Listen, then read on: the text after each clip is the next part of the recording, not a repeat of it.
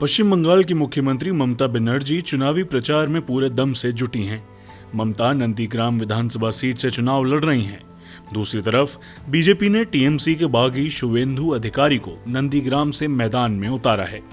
नंदीग्राम शुवेंदु अधिकारी का विधानसभा क्षेत्र है, जहां से उन्होंने 2016 में टीएमसी की टिकट पर चुनाव लड़ा और जीत दर्ज की।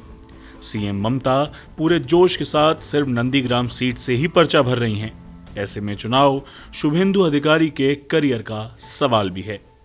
नंदीग्राम कोलकाता से 130 किलोमीटर दूर है। यहां मतदान 1 अप्रैल को दूसरे चरण में होना है। इस सीट पर हार जीत की अटकलें लगना तो शुरू हो गई हैं, लेकिन इस सीट का इतिहास काफी खास है। साल 1967 में यहां पहली बार चुनाव हुआ था। तब से इस सीट पर विधानसभा चुनावों के नतीजे देखें तो यहां लेफ्ट का प्रभुत्व रहा है। पिछले विधानसभा चुनावों के आंकड़ों से पता चलता है कि नंदीग्राम सीट पर सीपीआई को 8 बार जीत मिली है। वहीं जनता पार्टी को 1, सीपीआईएम को 1, कांग्रेस को 1 और टीएमसी को 3 बार जीत मिली है। जबकि बीजेपी लगातार इस सीट पर तीसरे दर्जे की ही पार्टी रही है। बीजेपी को 2016 के चुनाव में 10,713 और 2011 में 5,813 वोट मिले थे, जबकि 2019 के लोकसभा चुनाव में पार्टी को 62,000 से ज्यादा वोट मिले थे। लेकिन माना जाता है कि लोकसभा और विधानसभा चुनावों में मतदाताओं के मतदान का पैटर्न अलग अलग है।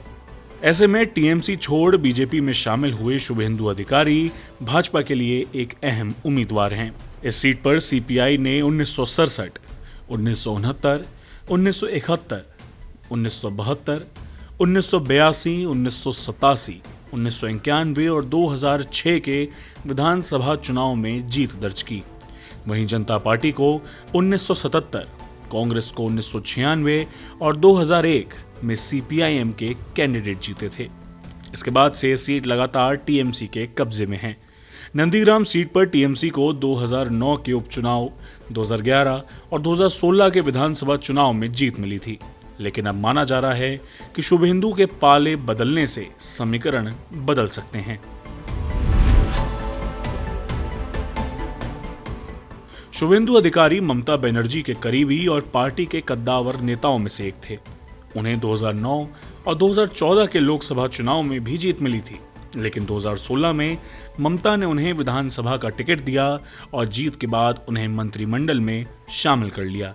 माना जाता है कि शुभेंदु अधिकारी की पश्चिम बंगाल की राजनीति में मजबूत पकड़ है। यही वजह है कि अमित शाह ने उन्हें भारतीय जनता पार्टी में शामिल कर लिया और नंदीग्राम सीट से ममता के खिलाफ मैदान में उतार दिया। उन्होंने ममता बनर्जी को 50,000 वोटों से हराने की चेतावनी दी है और ममता भी ये चेतावनी दे चुकी हैं कि वो अधिकारी को उन्हीं के विधानसभा क्षेत्र में हराएंगी।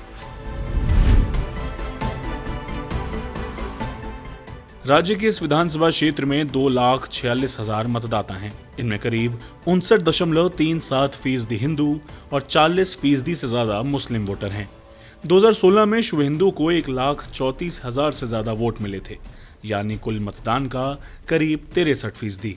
टीएमसी में होने से भारी संख्या में मुस्लिम मतदाताओं ने अधिकारी के पक्ष में मतदान किया था। अब अधिकारी के बीजेपी में शामिल होने से उनका ये वोट छिटकना तय है। माना जा रहा है कि इसका फायदा ममता बनर्जी को ही होगा, लेकिन लेफ्ट, कांग्रेस और आईएसएफ के गठबंधन की वजह से मुस्लिम वोट बट सकते हैं।